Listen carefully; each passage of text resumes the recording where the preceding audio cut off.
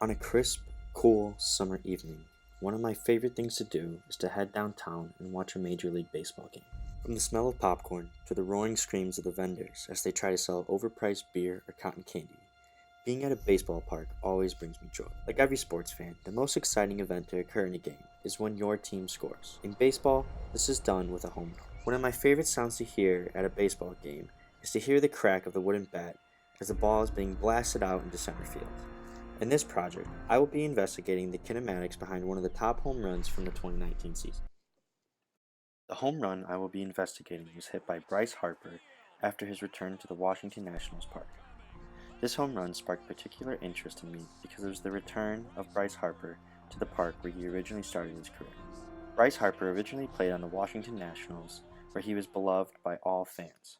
However, during the 2019 offseason, he signed a $300 million contract with the Philadelphia Phillies and essentially betrayed his own fan base. Top of the eighth inning, Bryce Harper hit a high-flying ball into right center field and into the stands. This home run was recorded at over 138.5 meters. While hitting a home run may seem easy to do in the MLB, it is quite frankly one of the hardest things to do in sports. The distance from the pitcher's mound to home plate is 18.5 meters. The average pitching speed for a pitcher in the MLB is 90.9 miles per hour or 40.6 meters per second. Since the average human reaction time is 200 milliseconds and it takes around 100 milliseconds to swing a bat, this leaves the MLB batter only around 100 milliseconds to determine whether or not he will swing at a pitch. In order to visualize just how hard this is, it takes around 300 milliseconds just to blink. Let's look at a video to see what this would look like from the catcher's perspective. As you can see, the ball reaches the catcher's mitt almost faster than you can blink your eye.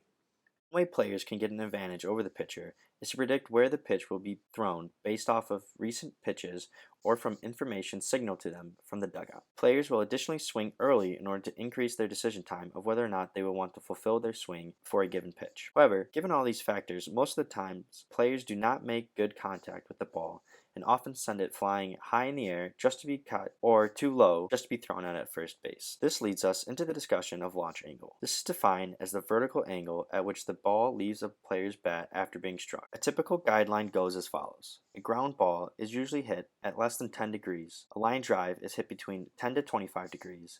A fly ball is between 25 and 50 degrees, and a pop-up is greater than 50 degrees. Therefore, in order to smash a home run, the typical launch angle is preferred to be between 25 and 37 degrees. This is known as a sweet spot because it allows for the ball to be sent the maximum amount of distance while still achieving an adequate time in the air. If the distance is too short, the ball will land in play and may result in an out. Now let's look back at our home run from Bryce Harper. The pitch he hit a home run off of was thrown at 89 miles per hour or 37.7 meters per second. When he made contact with the ball, his launch angle was at 27 degrees. The exit velocity of the ball was 49.8 meters per second. This exit velocity was enough to send the ball flying through the air and reach a maximum distance of 139.5 meters.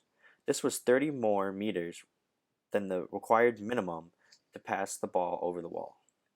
Based on my calculations, after the ball was hit, it had an acceleration of negative 8.8 meters per second squared. The acceleration is negative because the ball is slowing down due to air resistance while it is moving in a positive direction away from the batter. This was found using the following equation. Vf squared equals Vi squared plus 2 times A times delta x. Vi in this case was the exit velocity of the ball, which was 49.8 meters per second. The delta x in this case was 139.5 meters. Vf in this case is 0 because that is when the ball stopped moving when it landed in the stands. To determine the velocity before the ball hit the bat, the following equation was used. Vf squared equals Vi squared plus 2 times A delta x. Vi was calculated to be 39.7 squared, and the overall acceleration was negative 806.9 meters per second squared, which is insanely fast. The time it took for the ball to reach the plate was determined as follows. I used the equation Vf equals Vi plus At. I assumed Vf to be 0 because the velocity turns to 0 when the ball comes in contact with the bat. Therefore, the time it took for the ball to come in contact with the bat was 0.95 seconds. In conclusion, Bryce Harper had less than 1 second to determine whether or not he wanted to hit the ball. So, Next time you see yourself sitting at home screaming at the TV and wondering why the baseball player won't just hit a home run, I challenge you to take a step back and to consider the kinematics of the situation.